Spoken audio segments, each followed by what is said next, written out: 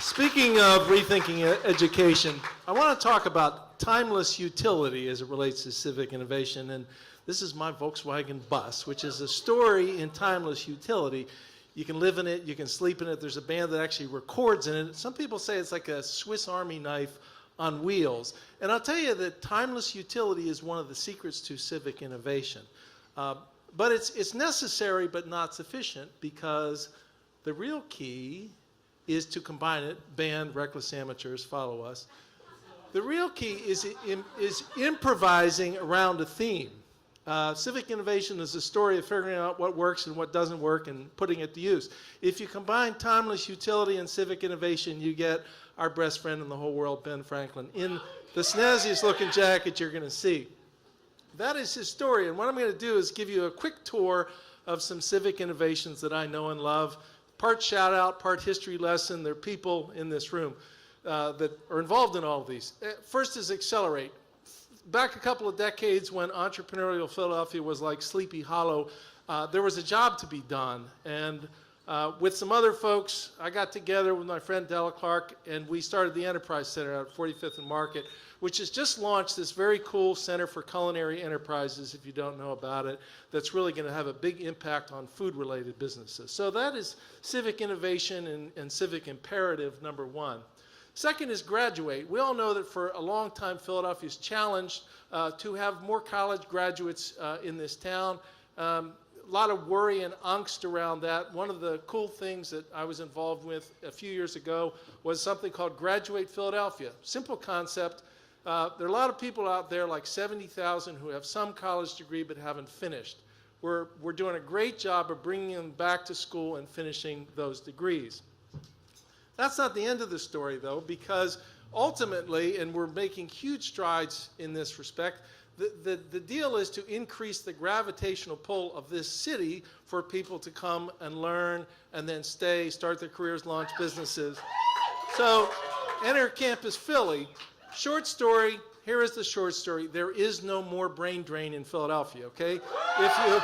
If you hear a Negadelphian say that, stuff them full of tasty cakes, okay? That's the story.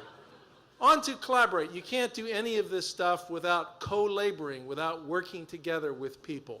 And one of the cool things, I know Jeff was involved with this just a couple weeks ago, is something that's been going on for 7 years now called the Greater Philadelphia Leadership Exchange.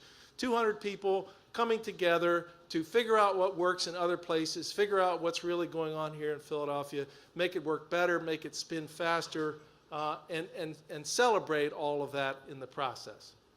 Incubate. We constantly need new ideas about how to do things. And one of the cool things that we've been involved in at Fells is something called the Public Policy Challenge, which is a national competition that brings student teams from 15 schools around the country to Philadelphia to try to think through, do something about the really tough problems facing Philadelphia and other cities. They get a little money in the process and actually start something. That team was helping to tackle mental health challenges. You always have to celebrate. A long time ago, I was working at the Wharton School with entrepreneurs and startup companies, and this was, again, back in the Sleepy Hollow days. And we said, you know, there's a basic need. We need to celebrate growth, celebrate entrepreneurship. We created this Philadelphia 100 project, which celebrates companies like that little thing that used to be called, that still is called Urban Outfitters, companies that create tens of thousands of jobs over time. This is a great city. I've had the advantage of living here a long time, gotten to know a lot of folks. There's a constant need for civic imperatives, if you will. This is sort of Ben Franklin 101, to figure stuff out, put that timeless utility and improvisation around a theme together. That is, to me, the definition of innovate. And I think the lesson from all this is that it's not just one or two people, it's not just 10 people, that Ben Franklin walks among us. Sometimes he's standing at the bus with us, just plain old folks. Either he is you, or you reach out to him, and together you put some really high impact civic innovations together, timeless utility, plus that improvisation around a theme does good things for Philadelphia. Thank you.